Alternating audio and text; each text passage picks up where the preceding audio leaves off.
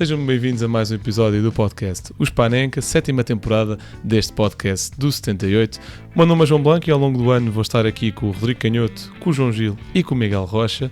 Hoje vamos falar sobre a Supertaça que culminou na vitória do Benfica e também dar uma pincelada nos Jogos Europeus de Braga e Santa Clara. Vamos a isso.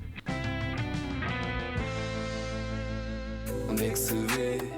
Onde é que se vê? Onde é que se vê? Onde é que se vê? Palavras para quê? Já toda a gente sabe onde é que se vê. A emoção está de volta e já todos sabem onde é que se vê. Onde é que se vê? É na Sport TV. Sport TV. É na Sport TV. Sport TV. É na Sport TV. Sport TV. Malta, arrancamos então, mais um episódio. Estamos aqui só três de nós, o Rocha está fora.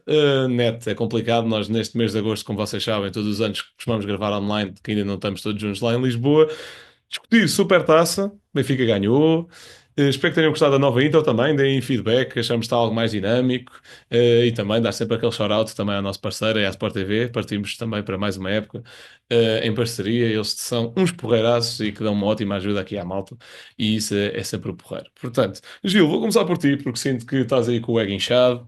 Quero que fales o que é que achaste do jogo, se ficaste contente com a exibição do Benfica, se achas que este troféu a nível anímico também possa ser ou não importante, até porque também o Benfica, segundo contagens, enfim, está sempre mil e uma formas de contar títulos, mas é o que é, o Benfica, numa teoria, desempatou com o Porto ontem a nível de títulos. Alguns benfiquistas contam mais 5 títulos, se calhar adeptos de outros clubes contam menos, portanto queria perceber que se isso também tem algum impacto a nível histórico, mas pronto, diz-me tu de justiça, o que é que achaste do jogo?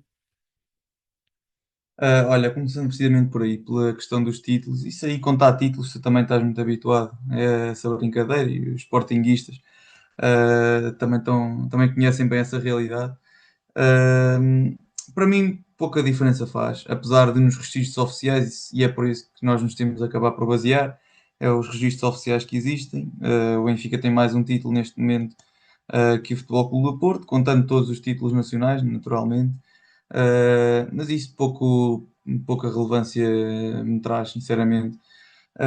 Indo ao jogo em si, em primeiro lugar é preciso enquadrar o jogo e falar todas as condicionantes, dizendo que eu acho que o Sporting tinha um ligeiro favoritismo à entrada para o jogo, para já porque é o campeão nacional e ganhou a Taça de Portugal, e depois também porque obviamente tem mais, penso que é 2 semanas de pré-época que o Benfica, que apenas tinha 14 dias, como o próprio treinador Bruno Lage tinha afirmado na antevisão.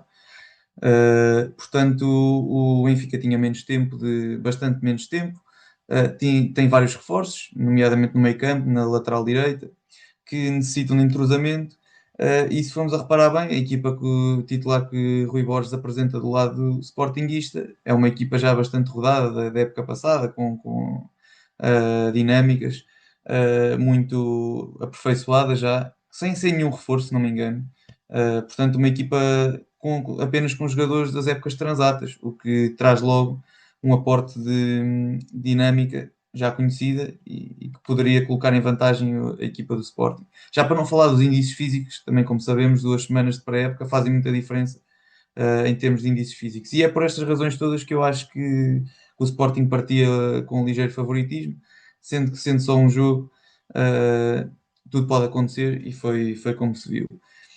Entrando no que foi o jogo propriamente dito, e se calhar começando pelos 11 e pela estratégia empreendida pelos dois treinadores, pareceu-me que o Bruno Lage comete um erro que já é comum contra o Sporting, que ele tem esta ideia cravada, não sei qual não sei qual é a razão de não mudar a estratégia, mas ele tenta sempre pressionar num 4-4-2, sempre com um médio, quase como ali companheiro do Pavlidis no ataque, a formar 2 jogadores pressionantes. Já o ano passado foi muitas vezes Auschwitz, este ano ele opta por Leandro Barreiro para essa pressão, e de todas as vezes que jogamos com o Sporting acontece uma coisa infeliz, que é o Sporting consegue sempre fugir a essa pressão, consegue sempre destruir essa pressão muito facilmente, com a bola rodada entre os 3 centrais, ou os 2 centrais, como foi também muitas vezes neste jogo, mais o Yulman, e a bola entra sempre no Yulman com muita facilidade, e a partir daí é uma cratera, porque o meio campo do Benfica pronto, está desfeito, está aberto para uma pressão que, sendo batida por um homem, como sabemos, vai ter de se entrar imediatamente em compensações. E foi isso que aconteceu na primeira parte, com a agravante de que o António Silva caía muitas vezes em cima do Arder, o Arder descaía muitas vezes para a esquerda no corredor, e o António Silva para a esquerda, isto do ponto de vista do Sporting, caía sempre para a esquerda, e o António Silva caía muito em cima do Arder. O Dedic não sabia bem em quem é que havia de cair, estava ali sempre um pouco perdido nas marcações. O Auschwitz era com o Maxi, se não me engano, e o Barreiro caía sempre ali no Gonçalo Inácio. Portanto, o que acontecia? O Pote estava constantemente entre linhas, no meio, sozinho, completamente sozinho, porque o Dedic não ficava em cima dele, e o António Silva fugia sempre muito para a ala. Portanto, o Sporting conseguiu sempre entre linhas, quando metia a bola no Pote, era um ai Jesus para o Benfica, havia espaço por todo o lado. Pois o Pote normalmente, com um toque muito, muito rápido, com uma tabelinha, desmarcava logo outro colega, e pronto, a partir daí era compensações, e normalmente a defesa do Benfica a correr para trás, com os médios batidos, e foi muito por causa disso que eu acho que o Sporting foi superior ao Benfica, mais ou menos até aos 35 minutos da primeira parte. Depois o Lage parece-me que foi corrigindo isso, e nos últimos 10 minutos já não se notou tanto isso, o Barreiro já não ia tão à queima, tão para cima da bola, como estava a fazer até ali. E na segunda parte o Lage corrige isso, para mim, muito bem. Pronto, e já entrarei na segunda parte.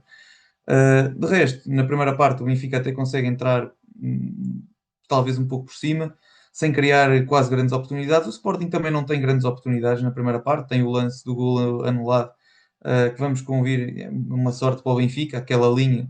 Lá está, o Dedic não estava, o António Silva estava com o Arder muito atrás, o Otamendi estava mais para a frente, e o Dal ainda estava no meio dos dois centrais. Portanto estava uma linha completamente desorganizada, e foi por pura sorte que o Benfica não sofre ali o primeiro gol, e se calhar a história do jogo teria sido diferente.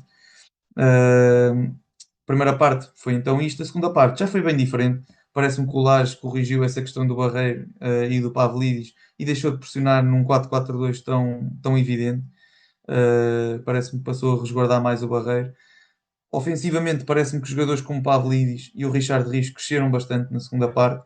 O Richard Rios começou a ser mais associativo com a equipa, especialmente com o Enzo, com o próprio Auschwitz, muito com o Dedic. Isto dizer que o Benfica carregou muito no ataque pelo corredor direito, metia lá muitas unidades. E também a melhoria do Pavlidis, no sentido de vir apoiar o jogo, de vir ser o criativo que o Benfica não estava a ter, muitas vezes tabelado de costas. Parece-me que foram essas as principais razões para o Benfica ter crescido bastante na segunda parte, e ter conseguido, no seu melhor período do jogo, um golo, na melhor jogada para mim do Benfica em todo o encontro. Se calhar a primeira vez que vimos o corredor esquerdo a ser ativado com maior sucesso, o Dala a aparecer muito bem, Pavlidis soberbo a receber a bola, a contemporizar e passar para o Dala, lá está num papel se calhar de um criativo e não de um finalizador. O Dal faz um bom cruzamento, depois o Barreira até acaba por se atrapalhar um pouco, podia ter rematado, podia ter sido logo ali o gol. Depois muito bem para Pavlidis na recarga, com um pouco de culpas também para o Rui Silva, fazer o único gol da partida. Logo a seguir o Benfica tem uma excelente jogada, outra, penso que é passe do António Silva para dentro para o Barreiro liga com o Pavlidis, que faz um remate com uma grande defesa aí do Rui Silva. E aí claramente o Benfica estava por cima, com o Richard Rios já muito mais entrosado, a fazer passos longos. Aliás, foi assim que resultou o primeiro gol. O Enzo muito bem a sair a jogar, a dar a ligação de bola. Teve bastante bem nesse capítulo. Depois, obviamente, que com as substituições o Sporting ganha sangue novo, ganha jogadores, ganha imprevisibilidade, porque se calhar nem o Benfica nem o próprio Sporting está ainda habituado à entrada, por exemplo, do Luís Soares. A questão do Debate parece-me importante para ligar jogo, para fazer a saída a jogar, que ele é subejamente superior ao Diomandé. E já não me lembro qual é que foi o outro jogador a entrar. Acho que foi uma tripla substituição. Foi Com o Sharashvili. o Sharashvili, exatamente. Que também teve um pouco apagado, mas o Sporting melhorou com essas substituições. O Benfica afundou como tinha de ser, Auschwitz a ajudar muito o Dedic, que já estava amarelado no corredor direito do Benfica. E sinceramente o Benfica não levou assim grandes sobressaltos, talvez um remate do Trincão, um pouco mais, que o Sporting mesmo assim conseguiu fazer, apesar de estar a ser superior. Portanto, no final, acabo por dizer que o resultado é justo o que o Benfica fez. Se fosse um empate, não me escandalizaria, mas acho que acaba por ser justo pela forma como o Benfica conseguiu ser mortífero numa das poucas oportunidades que criou e depois também não permitiu muito ao Sporting, tendo em conta que se reparou muito na falta de intrusão e dinâmicas dos jogadores. Vi muitas vezes passos para o Richard Rios, que ele tentava passar de primeira para o Dedic, este já ia muito mais à frente. Nota-se claramente que é falta de intrusão desses dois jogadores na equipa do Benfica. Certo, olha, posso começar já até por pegar num dos últimos tópicos que abordaste, que é sobre a justiça do resultado. Eu acho que o resultado é justo, até porque acho que há muito poucos jogos de futebol onde o resultado é injusto. Agora, acho que o Sporting, a nível de jogo, esteve por cima. Acho que isso sim, e passo a explicar. Em primeiro lugar, acho, porque vejo muita gente já nas últimas semanas a achar que o problema para todos os males do Sporting é jogar sempre contra as centrais e o Sporting tentar sempre contra as centrais, porque se não tiver contra as centrais está tudo errado, está tudo mal. Pá. Em primeiro lugar, o Sporting ontem jogou contra as centrais, só que a questão é que não jogou só contra as centrais, que é a diferença. O Sporting agora, tal como já vinha fazendo com o Amorim, e já acontecia com o Amorim, só simplesmente com o Borges do ano passado, na reta final do campeonato, optou por algo mais fixo, mas isso já acontecia com o Mourinho, é que o Sporting vai variando de sistemas. O Sporting muitas vezes a construir está com uma linha de 4, muitas vezes a fechar num bloco mais médio está com uma linha com 3, ou aliás, numa linha de 5, não é? Porque os alas depois baixam. Isto muitas vezes aconteceu, e até o próprio Benfica, depois da segunda parte, o Lage também alterou para uma linha com 5 nesse momento a defender. Portanto, o Sporting jogou contra as centrais, só que ia mudando. Agora, podemos perguntar se as peças que entraram em campo eram adequadas para esse tal hibridismo, digamos assim. O que é que quer dizer com isto? Por exemplo, o Fresneda. Eu acho que o Fresneda faz um grande jogo. Acho que o Fresneda faz um bom jogo. Mas agora se me pergunta, será que o Fresneda é o tipo mais indicado para ser ali o central mais à direita numa linha com 5? Epá, se calhar não, porque há algumas vezes onde ele posicionalmente está muito perdido, até porque claramente o Sporting tinha indicações para em certas zonas do campo marcar ao homem, clarinho como a água. Muitas vezes o Aturkoglu vinha muito para dentro, lá e o Fresneda com o gajo. Depois ali era muita comunicação. Lembro perfeitamente do lance ali entre o. Acho que era o Fresneda e o Géni, porque o Géni depois faz a dobra e vem por trás, porque o Fresneda sobe e o Géni vem compensar atrás. Eles estão ali a comunicar: olha, entrou um gajo na tua zona, portanto é ali uma espécie de marcação ao homem à zona. Isto é muito estranho, mas pronto, é um sistema misto. É quando entra ali numa certa zona, ou melhor, seguimos o nosso gajo, mas a partir do momento em que ele também vai para demasiado longe, epá, não vamos pôr o Fresneda a ir para o corredor contrário, só que tudo com o Lufa para o corredor contrário. Portanto, é exatamente isso que um sistema misto significa. Portanto, eu sinto que este hibridismo do Sporting é uma coisa muito boa, porque, exatamente como o Gil disse, o Benfica, na primeira parte, teve muitas dificuldades em anular o Sporting quando o Sporting estava a trocar a bola. Acho que o Sporting teve ótimas trocas de bola na saída de jogo. A maior parte dos erros do Sporting são não forçados, são erros de decisão. Porque sempre que o Benfica tentava forçar e precisar um bocadinho mais alto, o Sporting conseguia sair bem. Porque, como o Gil dizia, o 4-4-2 não é muito eficaz, porque muitas vezes, tal como aconteceu ontem, o Sporting à frente da linha com 4 não deixa um duplo pivô, deixa o Yulman um bocadinho mais perto dos defesas ou o Morita cai mais para uma das alas, aconteceu muito quando cair mais para a esquerda e isso ali depois baralha, porque ali se o 4-4-2 fosse pressionar homem a homem, era o duplo pivô que tinha de cair, por exemplo, no Yulman e no Morita, mas se isso acontecer, depois também o 10, o Trincão, fica muito solto, portanto alguém tem de ficar mais baixo, mas se ficar mais baixo, depois o Yulman está solto e consegue ser a jogar. Portanto, esse hibridismo, depois também acontecia muitas vezes, era o Pote, tanto podia receber na linha, como o que aconteceu a maior parte das vezes, era o Maxi projetava e até lá ao fundo, e o Pote vinha para dentro. E aí o Sporting já saía com 3, por exemplo.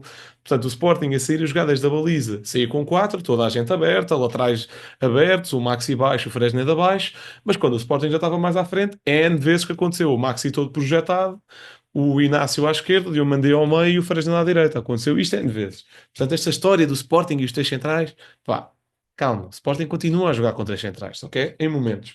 Problemas do jogo do Sporting. Em primeiro lugar, Arthur. É uma exibição horrível.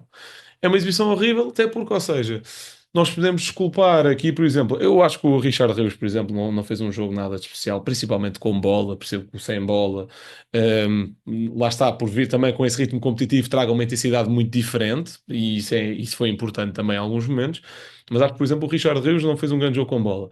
Mas o Richard Rios tem a desculpa barra justificação de treinar com os colegas há uma semana. O Arda treina com os colegas há quase um ano, que ele chegou também lá para o final de agosto, portanto há quase um ano. Não pode ser desculpa da adaptação.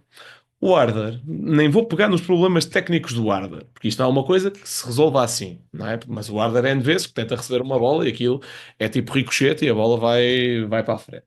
O Arda, N vezes, não sabe onde é que se tem de posicionar. Tu vês o Arda completamente perdido. Há uma transição onde o gajo vai para cima do trincão, por exemplo.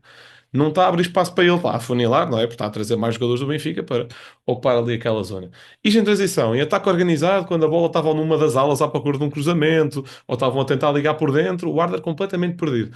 O lance onde ele ataca melhor o espaço é no lance do gol anulado. E é o único. Porque o Arda ainda assim, do melhor que sabe fazer, é o ataque ao espaço, tipo bola a correr e o gajo vai atrás, e ainda assim não faz nem um décimo do que fazia, por exemplo, o Gyökeres. Se bem que aqui o tema não é nem comparar o Arda com o Gyökeres, como é óbvio. Portanto, aqui o Warder eu continuo a achar que ele tem muito potencial, acho que tem uma atitude competitiva muito interessante, acho que tem ali alguns fatores muito interessantes, mas é claramente uma opção que tem de ter competitividade dentro do plantel. Portanto, acho que o Soares aí pode acrescentar alguma coisa muito interessante.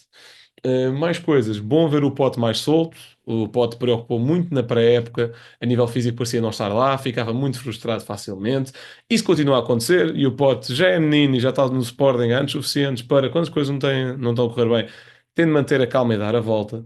Porque, e também posso já pegar aqui um bocadinho nisto, o Pote e o Maxi e o Yulman também um pouco, o Soares quando entrou, entraram todos no jogo do Benfica no final. E também já vou àquilo que foi a exibição do Benfica. O Benfica, a partir do momento em que faz 1-0, abdica de atacar mais. Ou coisa de 5 minutos depois, abdica de atacar mais. Ali, a partir dos 65, o Benfica não quis atacar mais. Ali, a partir dos 80, 85, o Benfica não quis jogar mais. E a partir do momento em que já há semelhança um bocadinho, tinha acontecido na Taça de Portugal, mas na Taça de Portugal começou, evidentemente, muito mais cedo no jogo. Agora, a partir do momento em que tu tens uma equipa em que não queres jogar mais e que tens jogadores da tua equipa que entram sempre em quesilhas, isto é um mimo para quem está a ganhar. É um mimo para perder tempo. É um mimo. A partir do momento em que bastava alguém, ou o Otamendi, ou o Dedic, ou o que seja, pronto, isso agora não interessa quem, que começasse ali numa troca de palavras, que em vez dos jogadores do Sporting pegarem na bola, meterem no sítio onde é falta, ou o que seja, e seguirem a sua vida, não. Começam ali a rebater, e depois vai lá o árbitro, e o árbitro fala com os dois, ou dá amarelo aos dois, e apontar o nome, e vir, pronto, já se perdeu um minuto de jogo. Isto é um mimo para quem está a ganhar, para quebrar os ritmos do jogo. E vê-se, aliás, o Sporting no momento em que é mais perigoso, na segunda parte, que também sinto que criou-se bom perigo na primeira, o Sporting no momento em que é mais perigoso é tipo ali dos 65 aos 80, porque a partir do momento em que o Benfica vai começando a fazer as substituições e vai começando a blá blá blá, o Sporting entra no jogo do Benfica. Completamente. E o joguei também já vou lá, chegar ao joguei. Mas primeiro quero também tocar aqui um bocadinho do Benfica. Porque o Ó Benfica, Blanco, para mim, diz-me. mas aí eu acho que não é apenas responsabilidade dos jogadores. Acho que a equipa técnica do Sporting também esteve mal no controle do banco. Acho que houve muito descontrole emocional, vários elementos da equipa técnica do Sim, Sporting sim. a verem cartão, o que depois também prejudica os próprios jogadores. Mas eu concordo plenamente. Ou seja, eu acho que o comportamento dos dois bancos foi muito semelhante. Mas a questão é, um está a ganhar, o outro não. Portanto, nesse aspecto, concordo plenamente contigo. Não discordo. Do lado do Benfica, eu não consigo dizer assim grande coisa estratégica do lado do Benfica. Acho que o Lage mexeu muito bem ao intervalo. Lá está, para anular o pote. Acho que a linha de 5 ajudou bastante para controlar esse espaço entre linhas. Acho que a disposição ajudou bastante. Acho que o Barreiro também cresceu muito na segunda parte. Acho que na primeira parte o Barreiro, principalmente com bola, era um grande entrave ao jogo do Benfica. Continuo sem perceber algumas opções de Bruno Lage no sentido, o João Veloso parecia ser um grande trunfo desta curta pré-época, teve muito protagonismo na Eusébio Cup, teve um bom jogo na Eusébio Cup, por exemplo. Sim, a fazer as coisas mais na certa, não é? Vê-se que é um jogador que, pronto, está a vir da formação, está a ganhar o seu espaço, não vai entrar em grandes riscos. Por exemplo, o Richard Rios só cometeu grandes riscos, tentava sempre forçar a coisa mais difícil. O João Veloso foi exatamente o contrário na Eusébio Cup, por exemplo. Não se percebe essa aposta para depois entrar com o Barreiro na Supertaça. Portanto, mesmo que fosse numa tentativa de surpreender o adversário, acho que surpreendeu mais os próprios jogadores do que outra coisa qualquer, e acho que a nível de jogo com bola o Benfica não conseguiu ligar. O Benfica foi muito eficaz e temos de destacar aqui aquele que, neste momento, agora para mim é o melhor avançado em Portugal, que é Pavlidis. Faz um jogaço, faz um grande jogo. Acho que a bola não lhe chegou muita vez, mas quando chegou criou muito perigo. O único lance onde eu acho que ele decide mal é quando ali no lance em que tira a bola ao Turkoglu, ali numa boa oportunidade. De resto, o Pavlidis faz um senhor jogo. Acho que é de Depois longe também o tem uma homem. transição em que o Rio Zap na direita ele poderia dar, tentou fintar o Diomande e acaba por perder a bola. Acho que Sim, também sim, foi é o verdade, é único erro verdade. em termos de decisão a par desse. Não, mas sinto que foi um jogo onde ele esteve muito acima de todos os outros elementos em campo. Acho que o Yulman, se calhar, depois é capaz de também estar nesse lote. O António Silva também faz um bom jogo, é verdade. Mas acho que o Pavlidis esteve muito acima de qualquer outro elemento em campo. Um, Porque lá está, porque eu sinto que o Benfica, o que eu vi na primeira parte do Benfica é um conjunto de indivíduos que são muito bons, de facto, que o Benfica tem um ótimo plantel, isso nunca foi o tema, mas é um conjunto de indivíduos, não é uma equipa. E isso fica cada vez mais patente. E eu, lá está, eu tenho sérias dúvidas que este Benfica possa ser campeão nacional. Eu não sei quem é que vai ser campeão nacional, até porque estou com muita curiosidade para ver o Porto em contexto competitivo. Mas, e pronto, e acho que o Canhoto, pelo menos, também já amansou agora um bocadinho do Super Braga, depois de agora deste playoff, se calhar ver-se que isto é claramente um ano zero e não um ano ainda para conquistar o que quer que seja.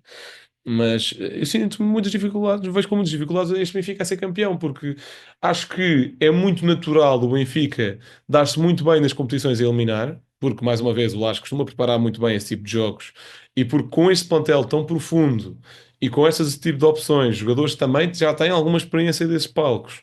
Acho que é muito fácil o Benfica agora, sei lá, passar este playoffs da Liga dos Campeões. Se bem que lá está, eu acho que agora o mais difícil é até passar o playoff, até pela questão anímica.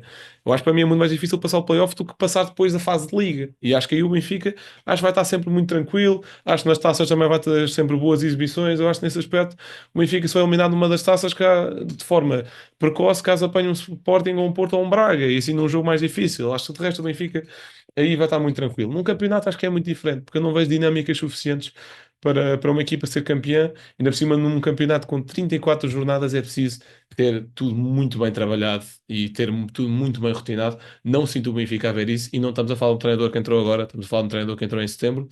E a realidade é que um treinador que entrou em setembro já tem 2 títulos neste percurso e também é preciso destacar isso e dar mérito a quem o merece. Muito rapidamente, também falar um bocadinho dos reforços do Benfica, antes de passar a bola ao canhoto. Hum, Acho, lá está, acho que Richard Reis foi muito errático com bola, já bati um bocadinho. Acho que o Enzo é uma ótima contratação. Acho que era uma contratação que fazia muito mais falta ao Benfica do que o Rios, por exemplo. Acho que é uma contratação que muda radicalmente o jogo do Benfica, porque tem ali um pensador que não tinha em Florentino, por exemplo. Continuo a achar que Florentino, caso fique, que isso também vai-se falando muito se Florentino fica ou se é transferido, mas a realidade é que ao dia de hoje não há propriamente interesse concreto de ninguém, pelo que eu percebo. O Enzo estás ali uma vertente com bola muito diferente, onde em jogos do Campeonato Português é extremamente necessário.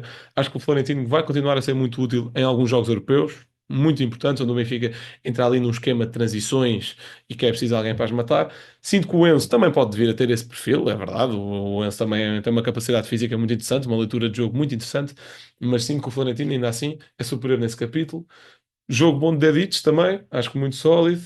Turbino sempre foi chamado a intervir também com extrema competência, conseguiu fazê-lo. Rui Silva não, no lado contrário, por exemplo. E o Arsenal faz um jogo, mas aquilo é o Arsenal que nós também já conhecemos. O Arsenal parte, se não me engano, para o seu quarto ano em Portugal e continua a ser um belíssimo jogador e muito versátil. Lá está, o Arsenal começou o jogo a extremo, ou vá, extrema médio direito, naquele 4-4-2, acabou o jogo praticamente a ala a cobrir o, esse lado e sabemos do ótimo jogador que é Ostas e do quão importante ele é neste tipo de jogos. Lá está, é um jogador que conseguia fazer tudo, numas coisas melhores, numas coisas piores, já vamos falando sobre isto, é verdade, mas um jogador que consegue fazer tudo é fundamental nestes jogos. Depois, se calhar já pega aí num ponto ou outro, mas Rodrigo, também te queria ouvir, o que é que achaste do jogo? Se tens aí alguma coisa a dizer, eu sei que lá está, estás numa fase em que ficas sempre contente ou triste caso o Benfica ganhe ou perca, portanto, queria que expliques o que é que vai no teu coração e o que é que achas que esta supertaça pode trazer ao Benfica, para além do óbvio que é o título. Bem, desde já olá a todos, vamos para o nosso sétimo ano, quinto ano consecutivo a gravar online em agosto. Não, na teoria, sétimo ano a gravar em Eu agosto gostei, um número online. completamente ao calhas. Mas pronto, falando do Benfica, e tu falaste de não haver dinâmicas, é natural, tendo em conta que o Benfica está a treinar há 15 dias, sendo que o Enzo e o Rios chegaram há uma semana, qualquer coisa desse tipo. O 11 do Benfica apresenta Dedic à direita, no reforço. Dala à esquerda, que numa linha A4 foi utilizado uma vez contra o Barcelona. De resto foi sempre numa linha A3.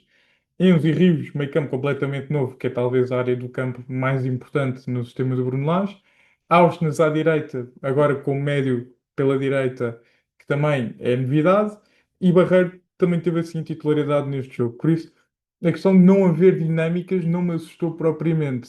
Nesta fase da época, se falarmos daqui a um mês, vai-me assustar Não, muito. atenção, se isto fosse algo pontual, eu era o primeiro a concordar contigo, mas a realidade é que desde que o Lage chegou, eu sinto que ele é sempre muito mais ali um montador de puzzles e encaixa bem a malta do que propriamente criar ele o puzzle. Eu concordo, mas quero pela primeira vez na vida dar o benefício da dúvida a Bruno Lage, que este ano está muito mais curto e grosso a responder nas conferências de imprensa. Não começa ali a falar, sim, sim, gostei do jogo. Pronto, siga. Relativamente ao Sporting e ao 11, não percebo porque é que o Kenda não é titular. Acho que o Kenda é muito mais jogador, muito mais desequilibrador. Se calhar não faz tão bem a função como o Géni depois de reagrupar e permitir a formação de linha de 5 no momento defensivo, mas ofensivamente seria um jogador que o Dal teria mais dificuldades em parar do que propriamente o Géni. O Géni acho que se assemelha mais ao Arthur Kogl, ou seja, um acelerador e depois um bom finalizador, do que propriamente um desequilibrador em si. Acho que nesse aspecto o Kenda é muito mais. Acho que Debaste também pegaste nisso. Acho eu que foi aqui, se não foi em off, nós estamos há 2 horas a tentar gravar. Sim, Que foi, foi off, mas depois foi em já off. pego nisso.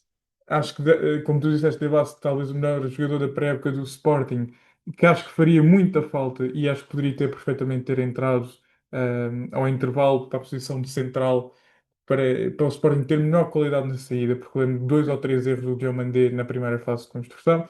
Fresneda faz um bom jogo na marcação direto ao autor, como mencionaste, mas acho que há um jogador fundamental neste tipo de jogos, que é Eduardo Quaresma. Um jogador mais forte, talvez, do campeonato no 1 para 1.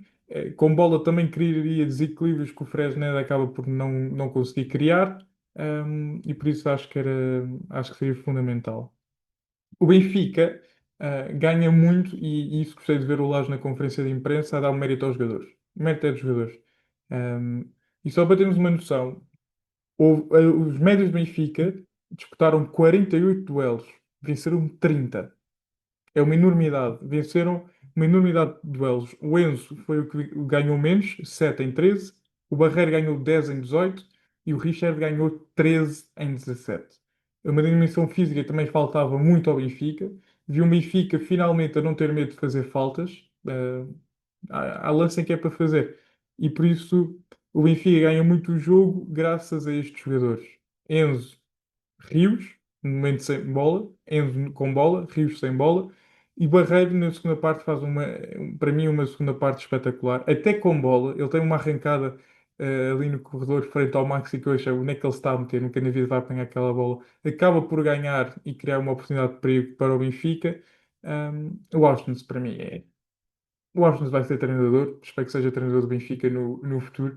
Eu nunca vi um jogador tão inteligente como o Washington. É uma coisa impressionante.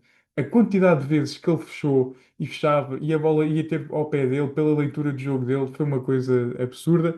Dedic também dá bons indicadores. Acho que o Lage castrou um bocado na medida em que não lhe deu tanto corredor para atacar e afunilava imensa gente no corredor direito com a Barreira e com o Washington. Não permitia ao Dedic ter aquele que é um desequilibrador, a partir de trás, em embalagem, em velocidade.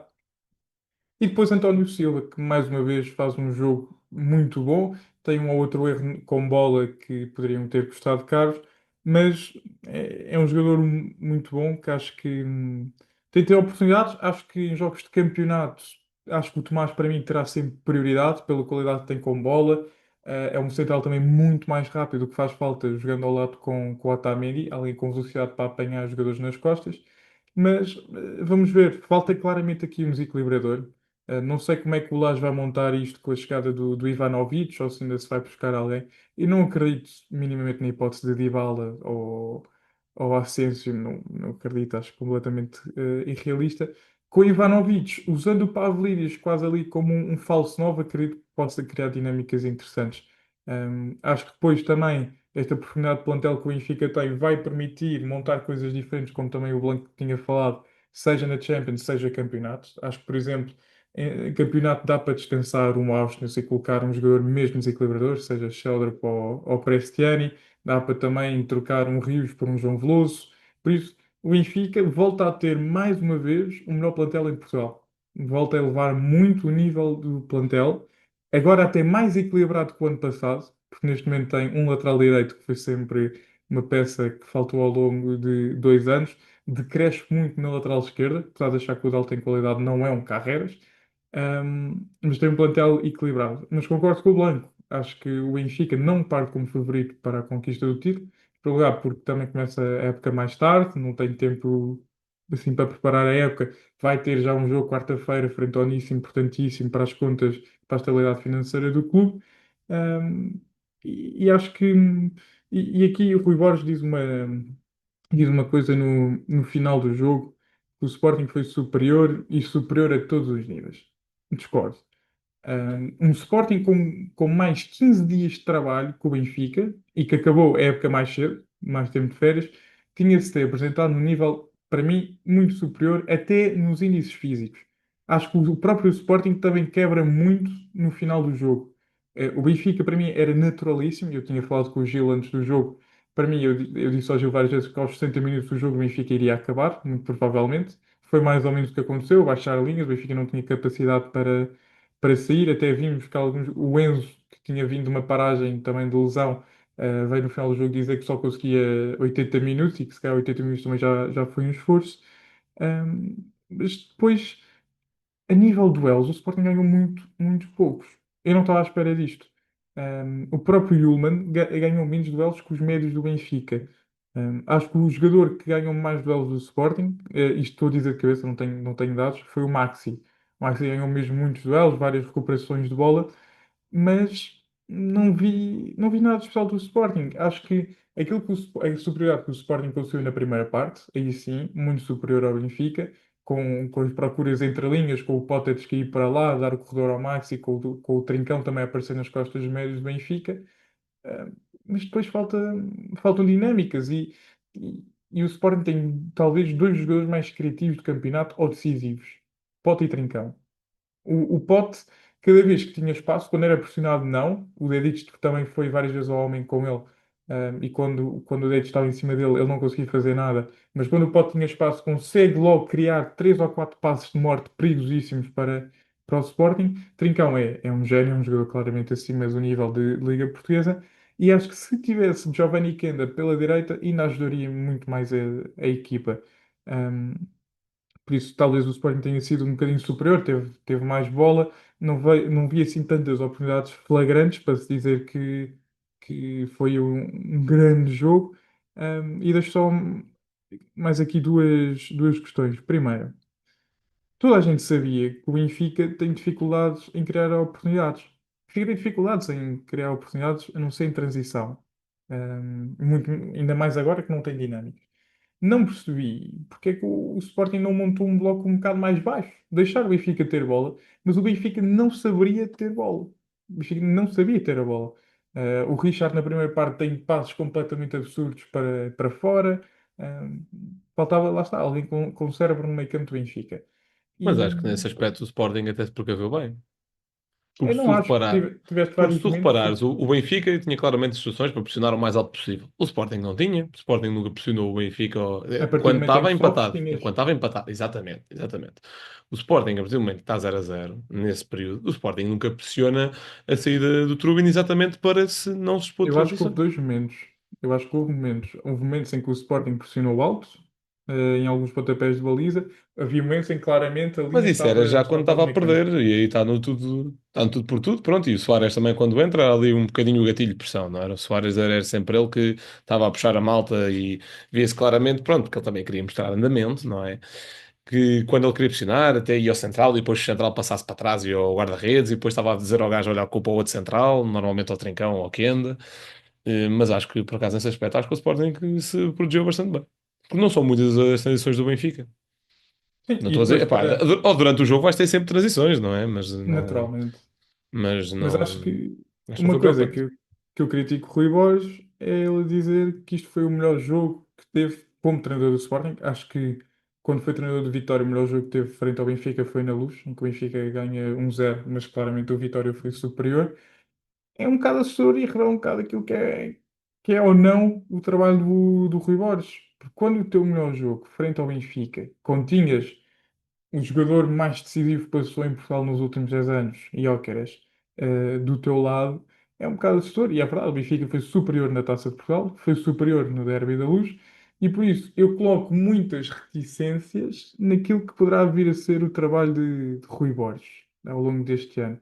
Acho que não sei se irá terminar a época, levanto mesmo esta questão, porque acho que e até o próprio nível de transferências, que é verdade que não é por os nomes estarem em si para a comunicação social, que é só isso que o scouting está a fazer, naturalmente. Mas quando várias vezes os teus nomes são sempre Mangas, Tiago Silva, eu desconfio um bocado. Ou seja, claro que a responsabilidade do scouting não é tua, mas o que é que tu procuras? Por exemplo, qual é que é a grande preocupação do Sporting? Eu acho que agora o Luís Soares é muito bem sacado. Acho que vai ser um avançado claramente para jogar mais em apoio do que na exploração do espaço, criar, aproveitar ainda mais as costas dos médios ao longo deste campeonato. E acho que foi bem sacado. Mas eu tenho dúvidas deste modelo do Rui Borges ou da utilização do Rui Borges. Não percebo, volto a bater nesta tecla, a não utilização do Kenda como titular. Acho que é um jogador muito acima do Geni, muito acima. Não sei se é por ele já estar vendido ao Chelsea e pronto, está só emprestado. Alguma birra, não percebo. E acho que até mesmo a utilização de Morten Newman, ele dá pouco protagonismo ao Newman. Acho que são os próprios jogadores que têm que estar à procura do Newman. Um, Enfim, acho que Kosciuszko naturalmente irá ganhar o seu lugar como titular nesta equipa do Sporting. Morita também está no último ano de contrato, vamos ver o que é que acontece, mas acho que este Sporting tem mesmo muito, muito que crescer, senão acho que poderá vir a ser ultrapassado pelos rivais. Na questão, Rodrigo, já agora pegando também nesse ponto, eu concordo perfeitamente na medida em que dizem que o Sporting tem muito que crescer, porque tem, é verdade. Mas eu saio deste jogo com muito mais confiança no modelo de Rui Borges do que estava depois da pré-época. Saio com muito mais confiança. Vejo muito mais dinâmicas, vejo mais adaptação ao plantel. Tu perguntas-me também a questão das transferências, e eu percebo, não só contratações sonantes, mas o Sporting também claramente está agora a mudar um bocadinho a abordagem, na medida em que aposta muito mais na profundidade de plantel agora. Ricardo Mangas nunca na vida para ser titular, o Jota Silva também não. O Jota Silva nunca na vida vai tirar o lugar ao pote. Mas é ter exatamente isso em conta, é ter opções que dê para jogar uma Taça de Portugal, dê para jogar se calhar um jogo mais tranquilo do campeonato, para ser diferente. Ou seja, o Ricardo Mangas, quando cá estava em Portugal, era claramente dos melhores laterais esquerdos do campeonato. Tu dizias, era o melhor. Claro que não. Estava num top 5. Portanto, dá perfeitamente para ir gerindo. E acho que o Sporting está a mudar um bocadinho a abordagem, porque o Rui Borges também gosta de trabalhar com plantéis maiores do que estava o Ruben Amorim, por exemplo. E nesse aspecto é importante também perceber esse contexto. Porque nem todos os reforços vão ser super estrelas, não é? E nem vêm todos por 20 milhões. Aliás, quanto menos super estrelas vierem por 20 milhões, melhor. Se vier uma super estrela por 1 euro e um torresmo, está ótimo para mim. Mas pronto, sobre esta abordagem é um bocadinho isto. Bem, agora também dar aqui uma pincelada. O Braga e o Santa Clara tiveram jogos europeus esta semana. Aliás, tiveram a segunda mão das suas respectivas eliminatórias agora no dia da Supertaça, portanto ontem.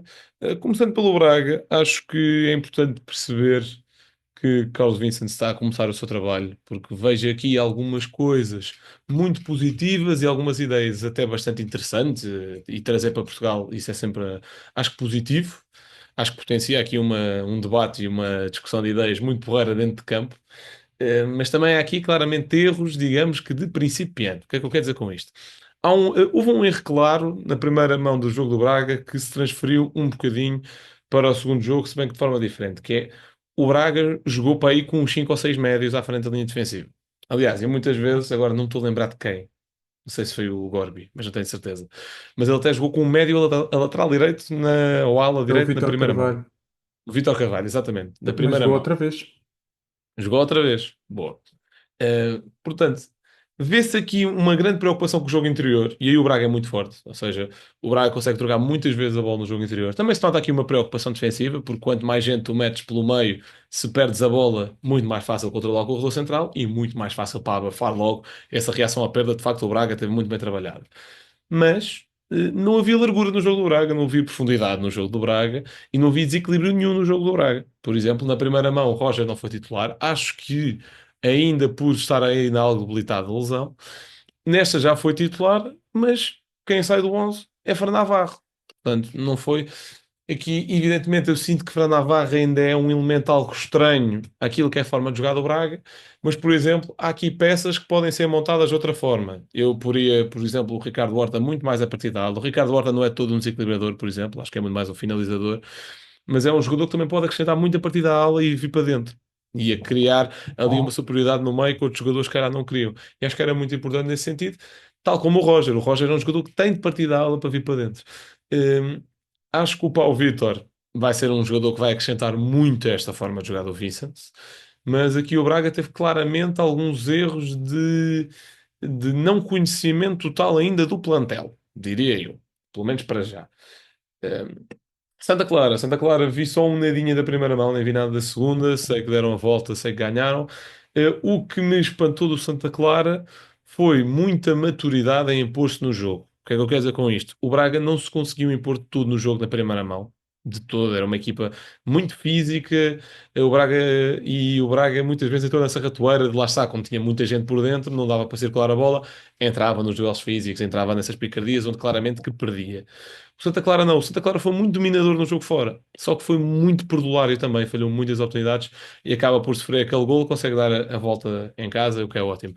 Pá, acho que não tenho de explicar a ninguém a importância que é estas equipas passarem o play-off. Continuamos a amelhar pontos.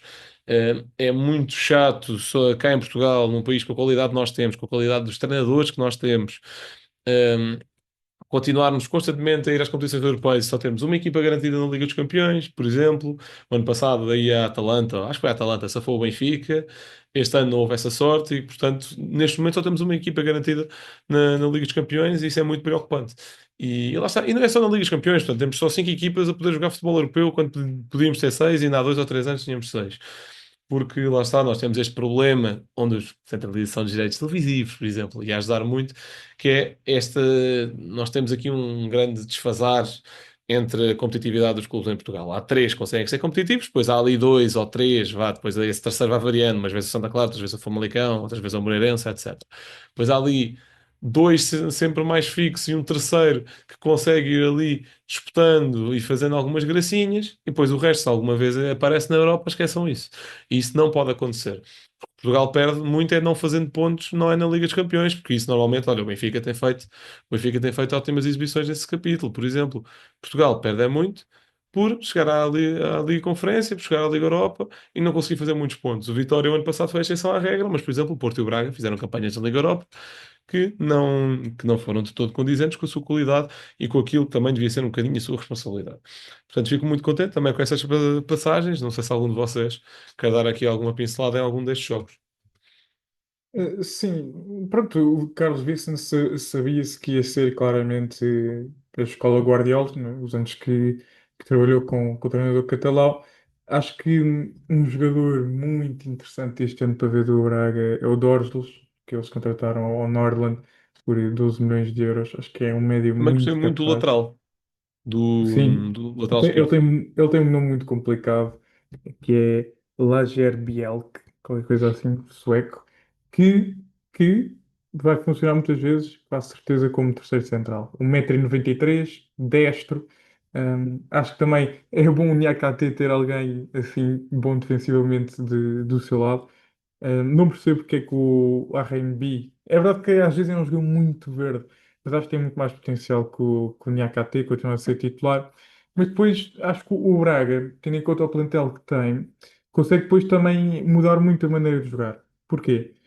Entrou o Sandro Vidigal para o lugar do Roger. O Roger claramente não dava para mais, que era um extremo, e acho que passa Ricardo Horta para 10, já não tenho a certeza. Mas depois ele corrige logo isso ao colocar o Fran Navarro e descai o Horta para a esquerda. Entra o Vítor Gomes, que é um lateral muito mais de projeção, sim, do Niakate, e vai o Vítor Carvalho para central.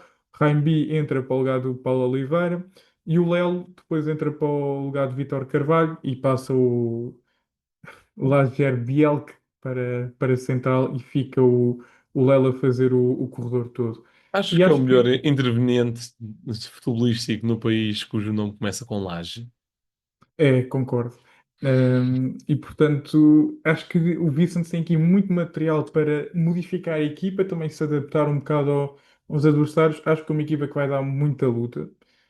se não fosse a qualidade ou a falta dela dos centrais, atrever-me a dizer que seria das equipas em que vamos ter, as equipas do Campeonato Português vão ter maior dificuldade em marcar golos. Em primeiro lugar, o guarda-redes do Braga é muito bom, gosto muito do Ornichek, acho que está claramente num top 4, 5 de guarda-redes, fica para mim só atrás dos guarda-redes dos três grandes e de Mista, acho que o Mista tem mesmo muito, muito potencial. E relativamente ao Santa Clara, não estava à espera desta afirmação de Santa Clara, como disseste, que vimos muitas vezes no campeonato, que era uma equipa sempre à espera que a outra equipa tivesse a iniciativa e depois saiu em transição. Surpreendeu-me esta abordagem de Vitor Matos a querer mandar no jogo a Também, equipa também que teve acho... de sempre mudar um bocadinho a forma de jogar por causa da saída do Gabriel Silva, não é? Claro, claro, claro, claro. Mas, de facto, e acho que é uma coisa aí, Santa Clara ganha imenso, é que foi a única saída. Uhum, Mantiveram é treinador, impressionante. mantiveram muitas peças, mantiveram para mim um jogador que foi muito underrated do campeonato passado, que é o MT. Acho que é um Concordo. ótimo jogador, acho que é um belíssimo jogador. Dá ali várias soluções ao Santa Clara na saída a jogar. Portanto, eu acho que isso também é muito positivo. Eu acho que vai ser mais uma vez uma equipa duríssima de jogar contra eles. Lá está, uma equipa que não tem medo de fazer faltas. Acho que ainda há um bocado de desconfiança do Vitor Matos para com o seu plantel. Mais uma vez, muitos jogadores entrarem só perto dos 90 minutos. Estou muito curioso como é que o Anthony Carter, que foi o melhor marcador da segunda liga, que esteve no Benfica, depois foi para o Académico de Viseu e que até estava assim um bocadinho como morto. Eu que estou nas DMs dele, porque eu fiz um save no FM em que lhe mandei que ele era claramente o meu melhor marcador e pronto, agora também é engraçado ver o australiano marcar e estar presente em competições europeias. Estou muito curioso porque ele é um avançado também possante, alto, que o Santa Clara gosta, um bocado diferente do Wendel Silva, que é muito mais de explosão. Estou muito curioso também para ver o Campeonato de Santa Clara, acho que vai lutar claramente para estar lá para cima. Apesar de serem reforçado bem, vamos aí ver como é que é esta questão de profundidade. Sabemos, e como falaste há bocado, que às vezes estas equipas que vão à Europa depois acabam por cair um bocado no campeonato. Temos vários exemplos até de equipas que acabaram por descer no ano em que foram a competições europeias. Não acredito de todo que isso irá acontecer com o Santa Clara, mas acho que estão aqui duas equipas que vão ser ossos duros de roer ao longo da época. Bem, até porque vai haver tempo para falar de mercado, visto que nós para a semana também havemos de gravar. Nós normalmente também vamos sempre fixar ao longo do ano o episódio é sempre mais para o início da semana, evidentemente, mas para a semana também havemos gravar ao meio da semana, nem que não seja para comentar o playoff do Benfica, a primeira mão. Mas como para a semana também vai haver tempo para falar de mercado e para fazer previsões, Gil, queria acabar aqui este episódio. Como presumo, se quiseres dar uma pincelada no Braga em Santa Clara, podes dar, mas presumo que não tenhas visto os jogos. Portanto, como presumo que não tenhas visto esses jogos e não há problema nenhum, queria te perguntar se estás em condições de adiantar algum favorito ao, à conquista do campeonato neste momento. Pá, infelizmente já me conheces bem demais, é verdade, não tive a oportunidade de ver esses jogos. Ontem por razões óbvias, o outro porque, primeira mão, porque nem me lembrei que existia. Uh, mas de qualquer forma é importante realçar que duas equipas portuguesas, lá está, como vocês já falaram, a angariar pontos, a amealhar pontos para o ranking português é sempre muito positivo para todos, não só para os grandes que têm mais uma vaga na Champions, como para todos os outros que ganham também mais uma vaga na Liga Europa e também na Liga Conferência. E portanto é de valor isso. Ainda a tua pergunta mais especificamente, se eu estou em condições de adiantar, não estou, não. Posso esperar mais uns meses, talvez lá para maio esteja em condições para adiantar novamente. Mas falando a sério, neste momento não vi qualquer coisa do Braga, não vi qualquer coisa do Vitória, não vi qualquer coisa do Porto. Portanto, é cedíssimo. Pá, o Benfica também não está na sua força máxima. O próprio Sporting também ainda tem de integrar reforços. Portanto, estamos no início. Isto é só mesmo a abertura das portas. No final falaremos.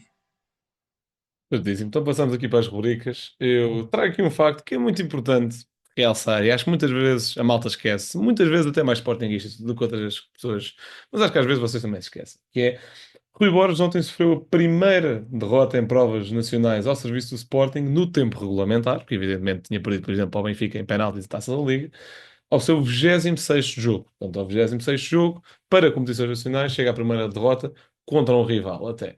No total, Rui Borges soma 3 derrotas em 30 jogos como treinador do Sporting, sendo que as outras duas são Dortmund E a segunda mão empatamos, portanto não me estou a lembrar. Leipzig fora ainda para a fase de Liga. Portanto, duas equipas alemãs e o Benfica, acho que é um ótimo registro. Portanto, aqui o que eu quero trazer também um bocadinho com este facto é que eu não digo, e eu sou sempre o primeiro a dizer que acho que é muito importante olhar para a forma, e acho que houve momentos do Rui Borges onde a forma foi um bocadinho preocupante. Acho que depois do jogo de ontem estou muito mais tranquilo em relação à forma e em relação ao registro, acho que fala por si. Acho que é um treinador que merece confiança. Não estou a dizer que vai ser um treinador que se calhar vai conseguir impor a sua maneira de ver as coisas logo à partida, vai haver dificuldades, evidentemente, até porque o futebol depende de muita coisa mesmo, mas acho que merece toda a confiança e pelo menos a minha tem. E vou passar para o Gil, portanto, Uhum. de quem é que é a tua frase, a tua declaração da semana? Olha, eu trago uma declaração engraçada. Uma declaração de Franjo Ivanovic, que quer ganhar títulos com o Benfica, e eis que não quando, 6 horas depois, já está a erguer a sua primeira taça, pelo Benfica. Escrever o nome ali no trabalho de grupo quando não fizeste nada, né, Gil? Exato, exato, exato. Até há uma imagem engraçada nos festejos que é ele com a taça e depois os colegas dizem para ele fazer aquele tradicional movimento de levantar a taça. Eles todos estão naquele momento antes, pronto, e depois levanta a taça. É engraçado. É uma situação curiosa apenas. Hoje trouxe esta frase. Rodrigo, teu companheiro de quarto. Portanto, os meus colegas de quarto são portugueses. O primeiro jogou com Yannick Jaló, Hélder Postiga, Lietzen, Nani, João Moutinho, Antunes, Yaremchuk e Cuti Romero. Cuti Romero, do Tottenham. Já não Eric joga? Dyer.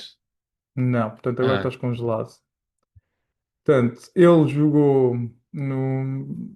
Já não joga, começou a sua formação no Benfica, depois foi para o Sporting, em 2005, 2006, é emprestado ao tal clube que, que vai partilhar colega de quarto, depois continua no Sporting, vai para o Génova, Dinamo de Kiev, volta ao Génova, Hellas Verona e em 23-24 termina a carreira no Pisa.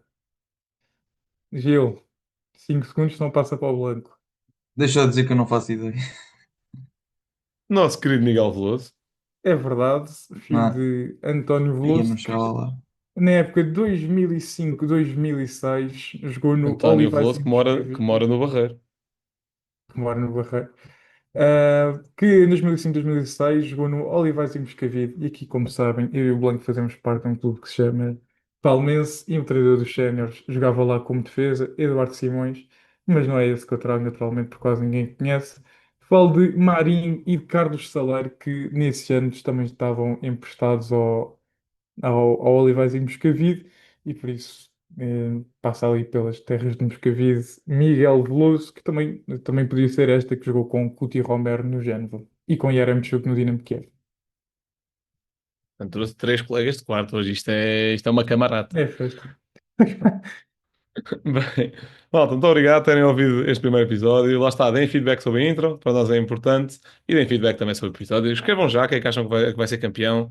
E se acham que o Benfica também passa agora este playoff. Continuar a consumir 78, se faz favor. Estamos com ótimos números no Instagram. Queremos trazer sempre mais malta possível. Nós não fazemos isto para os números, mas é sempre mais bacana quando há mais malta a interagir e há mais malta a curtir o que nós fazemos. Portanto, é sempre importante. Instagram, TikTok, Twitter, Broadcast Channel no WhatsApp. Também está lá no Linktree. Não está muito ativo, mas eu hei de ter mais ideias. Portanto, acho que é muito por aqui. Muito obrigado por terem ouvido. Fiquem bem e até uma próxima. Onde é que se vê? Onde é que se vê? Onde é que se vê? Onde é que se vê? Palavras para quê? Já toda a gente sabe onde é que se vê. A emoção está de volta e já todos sabem onde é que se vê. Onde é que se vê? É na Sport TV. Sport TV. É na Sport TV. Sport TV. É na Sport TV. Sport TV, adere já na tua box.